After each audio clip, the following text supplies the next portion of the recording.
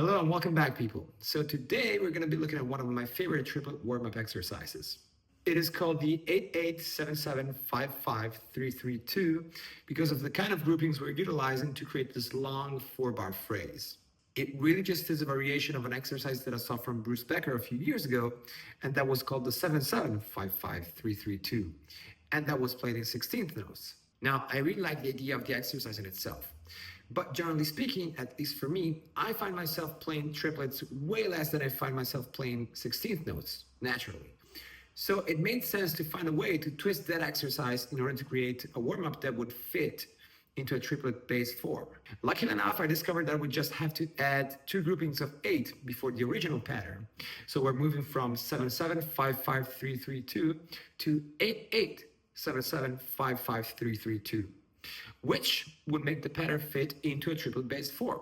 Also, before moving on, be aware that this warm-up or exercise flips sides.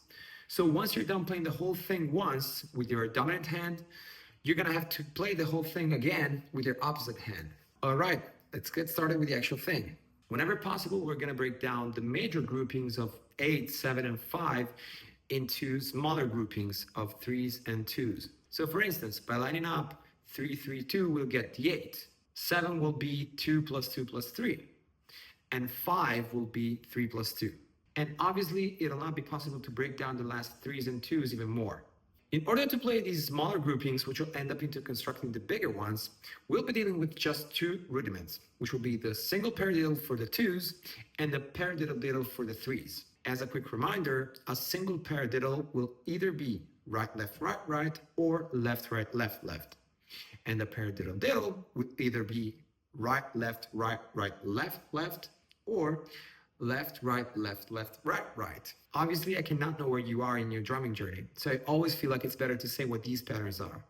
But if you don't know what a paradiddle is or a paradiddle, this warm-up might be a little too advanced for you yet. But you're more than welcome to try it. Some of you might also think paradiddles are 4-note groupings and paradiddles are 6-note groupings. Yes, they are. But in this case, we're taking into consideration just half the value of the actual patterns. So single paradiddle will be 2 and a paradiddle will be 3. Okay, we have all the ingredients that we need to play this exercise. But since this is quite a long phrase, you might have a little trouble at first to get it done right away. So my suggestion for you would be to either take smaller parts of the exercise and to practice those parts individually, or to just write down the accents on a sheet of paper and to play the entire exercise until you feel comfortable with the way it sounds.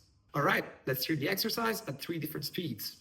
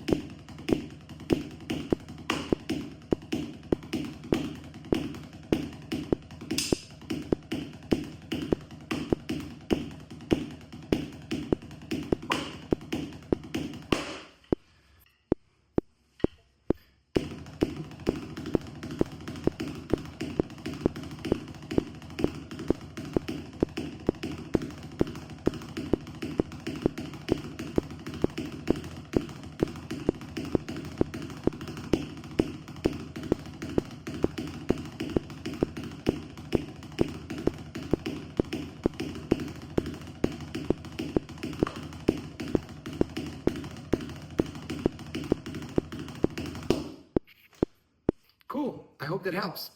Go ahead and practice this exercise and let me know if you enjoyed it. Thanks for watching, people. I'll see you next Saturday. Bye.